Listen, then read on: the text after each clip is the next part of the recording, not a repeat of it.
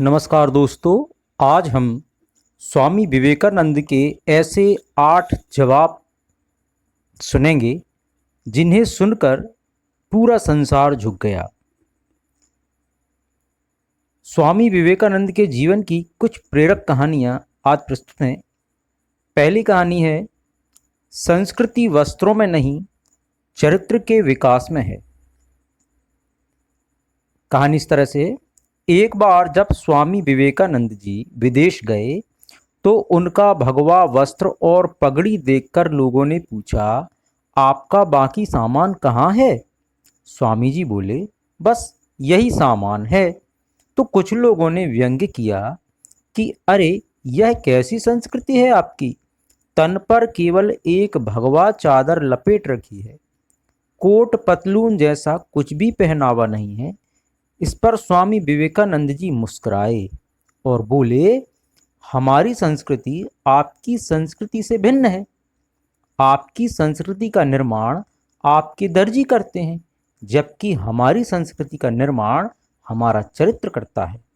संस्कृति वस्त्रों में नहीं, चरित्र के विकास में है। स्वामी जी का यह जवाब सुनकर वे लोग चुप रह गए। आइए दूसरी कहानी सुनते हैं, अपनी भाषा पर गर्व।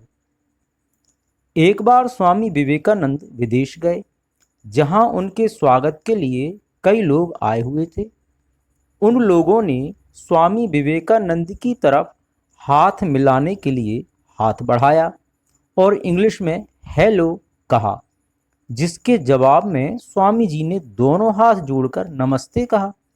उन लोगों को लगा कि शायद स्वामी जी को अंग्रेजी नहीं आती है, तो उन लोगों में से एक ने हिंदी में पूछा, आप कैसे हैं? तब स्वामी जी ने कहा, I am fine, thank you. उन लोगों को बड़ा ही आश्चर्य हुआ। उन्होंने स्वामी जी से पूछा कि जब हमने आपसे इंग्लिश में बात की तो आपने हिंदी में जवाब दिया, और जब हमने हिंदी में पूछा तो आपने इंग्लिश में जवाब दिया। इसका क्या कारण है? तब स्वामी जी ने कहा, जब आप अपनी माँ का सम्मान कर रहे थे तब मैं अपनी माँ का सम्मान कर रहा था, और जब आपने मेरी माँ का सम्मान किया तब मैंने आपकी माँ का सम्मान। यदि किसी भी भाई बहन को इंग्लिश बोलना या लिखना नहीं आता है तो उन्हें किसी के भी सामने शर्मिंदा होने की ज़रूरत नहीं है, बल्कि शर्मिंदा तो उन्हें होना चाहिए जिन्हें हिंदी नहीं आती है, क्योंकि हिंदी ही हमारी राष्ट्रभाषा है। हमें तो इस बात पर गर्व होना चाहिए कि हमें हिंदी आती है। आइए तीसरी कहानी सुनते हैं, गंगा हमारी माँ है और उसका नीर जल नहीं अमृत है। एक बार स्वामी जी सम्मेलन में भाग ले रहे थे। सम्मेलन के बाद कुछ पत्रकारों ने उनसे भारत की नदियों के बारे में एक प्रश्न पूछा। पत्रकार ने पूछा, स्वामी जी, आपके देश में किस नदी का जल सबसे अच्छा है? स्वामी जी का उत्तर था, यमुना का जल सभी नदियों के जल से अच्छा है। पत्रकार ने पूछा, स्वामी जी, आपके देशवासी तो बोलते हैं कि गंगा का जल सबसे अच्छा है। स्वामी जी का उत्तर था, कौन कहता है गंगा नदी है? गंगा हमारी माँ है और उसका नीर जल नहीं है, अमृत है।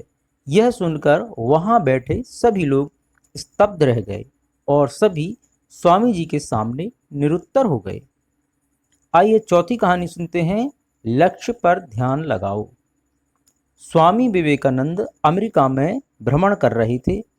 एक जगह से गुजरते हुए उन्होंने पुल पर खड़े हुए कुछ लड़कों को नदी में तैर रहे अंडे के छिलकों पर बंदूक से निशाना लगाते देखा।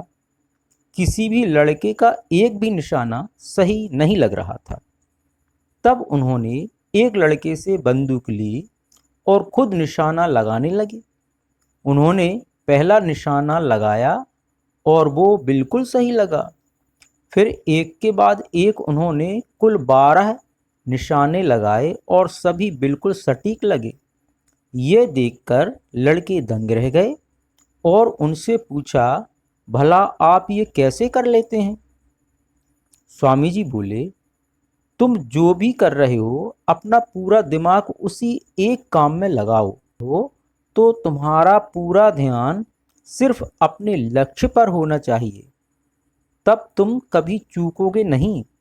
अगर तुम अपना पाठ पढ़ रहे हो तो सिर्फ पाठ के बारे में सोचो। मेरे देश में बच्चों को यही करना सिखाया जाता है। तो ये थी स्वामी विवेकानंद के जीवन से जुड़ी कुछ रोचक कहानियाँ। और ये कहानियाँ हमें बहुत कुछ सिखाती हैं। मित्रों, यदि आपको ये कहानियाँ अच्छी लगी हों तो वीडियो को लाइक कीजिए, शेयर कीजिए और मेरे चैनल को सब्सक्राइब कीजिए। थैंक यू, धन्यवाद। मिलते हैं शीघ्र अगले किसी नए वीडियो के साथ। नमस्कार।